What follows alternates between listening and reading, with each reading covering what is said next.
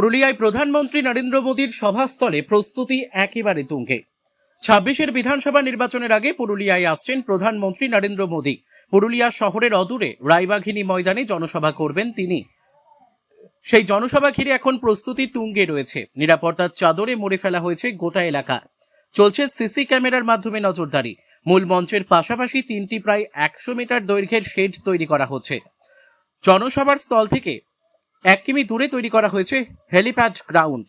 আগামীকাল প্রধানমন্ত্রী নরেন্দ্র মোদীর জনসভায় উপস্থিত থাকবেন পুরুলিয়া জেলার ৯টি বিধানসভা কেন্দ্রের বিজেপি প্রার্থীরা। পুরুলিয়া লোকসভা কেন্দ্রের সাংসদ জ্যোতির্ময় সিং মাহাতো, জেলা ও রাজ্য নেতৃত্বরা। নির্বাচনের প্রাক্কালে প্রধানমন্ত্রী নরেন্দ্র মোদী পুরুলিয়া জেলাবাসীর উদ্দেশ্যে এবং বিজেপির নেতাকর্মী এবং বিজেপি প্রার্থীদের উদ্দেশ্যে কি বার্তা দেন, সেদিকেই তাকিয়ে রয়েছে সকলেই। প্রধানমন্ত্রী নরেন্দ্র ভাই মোদীজি আগামীকাল পুরুলিয়াতে আসছেন। আমাদের অত্যন্ত আনন্দের দিন এবং গর্বের দিন।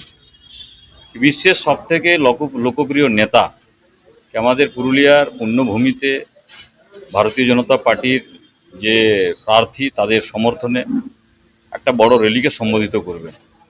কিন্তু এর সঙ্গে সঙ্গে দুর্ভাগ্যজনক কি গতকাল আমিও ছিলাম পার্লামেন্টে, যেভাবে কংগ্রেস তৃণমূল মহিলা বিলের উপরে, নারী শক্তি বন্ধন যে বিল, তার উপরে অত্যাচার করেছে, যেভাবে তাকে আটকানোর যত ধরনের ষড়যন্ত্র করেছে, দুর্ভাগ্যজনক 50% যে পপুলেশনের মায়েদের ভাগিদারি আর তাদেরকে যে বঞ্চিত করা, পুরুলিয়ার মানুষ তো ক্ষমা করবে না এই বিরোধীদেরকে, সেই বার্তাও কালকে উনি দেবেন।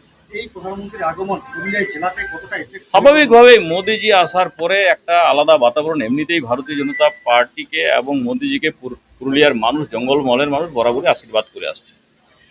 উনি আশীর্বাদ চাইতেই আসছেন যে পুরুলিয়ার মানুষের কাছে, জঙ্গলমহলের মানুষের কাছে। কালকে ৩-৪টা সভা পুরো জঙ্গলমহল জুড়েই আছে।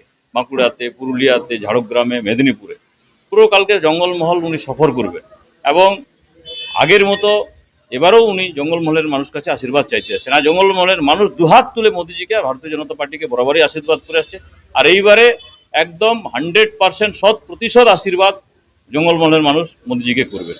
এবং তিনি সেজন্যই আসছেন। এখানের মানুষ তাকে দেখার জন্য, তাকে শোনার জন্য উৎসাহিত আছেন। এবং কালকের দিন একটা বড় উৎসবের দিন হবে পুরুলিয়ার মানুষের জন্য।